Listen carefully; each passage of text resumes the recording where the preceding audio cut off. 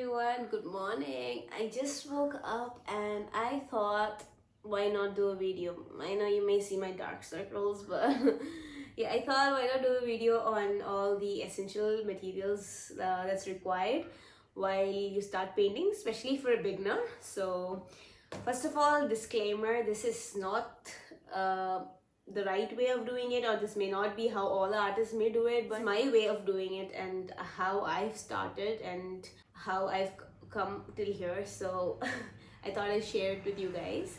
First of all, what you need is acrylic paints. To start with acrylic painting, you definitely need acrylic paints. You cannot do without it.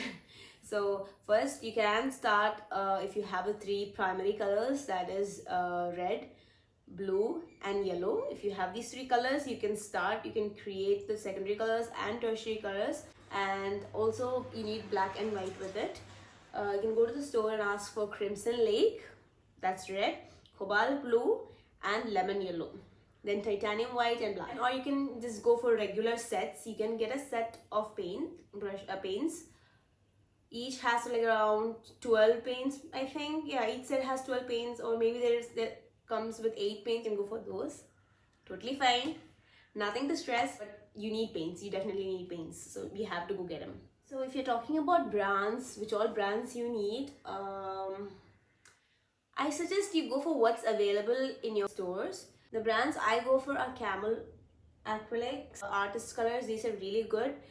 I've been using them ever since, and this is easily available for me. I'm based in Calicut, so I get them from Edumart and Goodlands, and I can even buy them from Amazon, so it's easier for me. Then I use Liquitex. This is also a really good brand. And then Della Rowney, which is an acrylic company based in UK, which is also really good.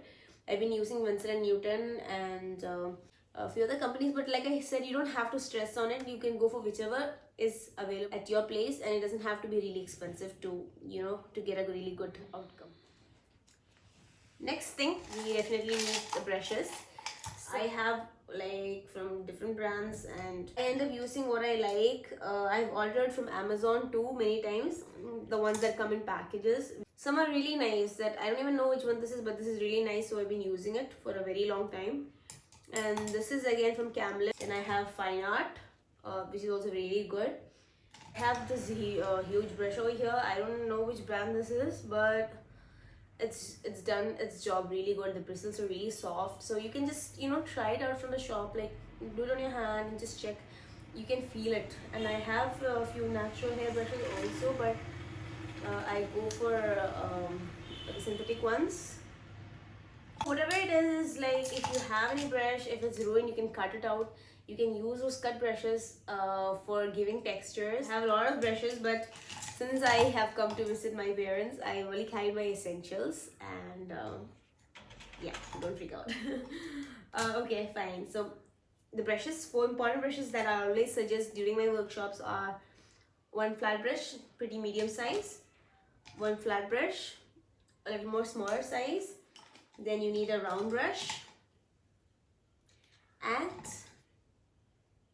a pointed brush. These are the 4 brushes I even suggest in all my tutorials, because this is enough to create a really good painting. These 4 brushes.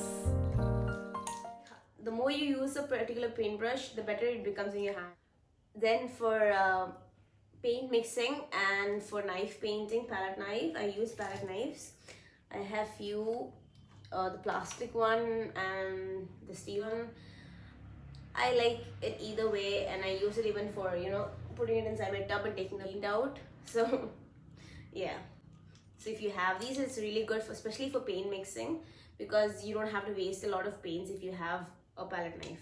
You mix with a paintbrush, it's going to go into your paintbrush, and then sometimes you don't even need it anymore. So this you can just easily wipe off with a cloth. So another important thing is you can have a rag cloth with you, tissues. Once you start painting, you can dip your paintbrushes into it and clean it, because you definitely need to clean. You don't need a lot of water when you're doing acrylic painting. You just need a little. If you do use a lot, it's going to dilute the paint a lot.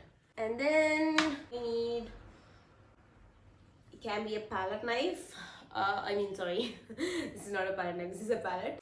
What I do is, if you don't have a palette, you can go for anything you have as flat, pretty much flat and white or gray, and then you on a smooth surface, and you can, use it on top. You don't necessarily need a palette. I have like 2-3 palettes, but yeah, this is the situation, and this is what happens when I don't, take care and I don't clean it regularly. So the other thing what you can do is, if you have a palette, it's a very easy tip that I can share with you all, is if you have a kitchen plastic food wrap, you can use it on your new palette and just wrap it over. Use your paints on top, and then once it's done, you can just remove it and throw it off. So your palette is always going to look white and neat and not this way.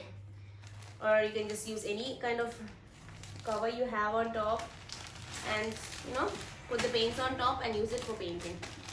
It's a very important tip. So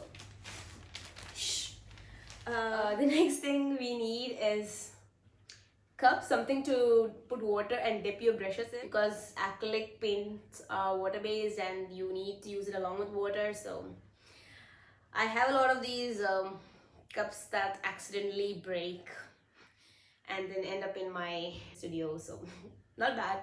The best thing about acrylic paints are you can use it over anything and everything. So you can actually paint these cups and make them look pretty.